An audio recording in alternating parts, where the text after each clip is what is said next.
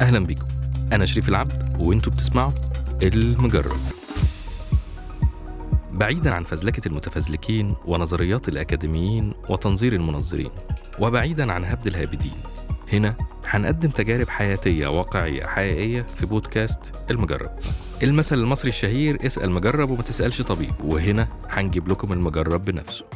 هنجيب مجرب في كل حاجة، كل حاجة وأي حاجة. وعشان لما نكلمك في أي حاجة هتكون من واقع تجربة عملية واقعية حقيقية، ممكن الكلام اللي هتسمعه هنا ما تلاقيهوش في الكتب، ده كمان في أوقات ممكن يكون ضد كلام الكتب. تخيل بس انت هتصدق، عشان زي ما قلت لك أي حد هيقول أي حاجة هنا هيكون مجرب.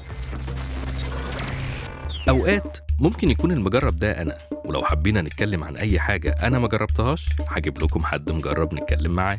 ممكن يكون حد من صحابي عادي، وممكن حد معرفوش، المهم يكون مجرب.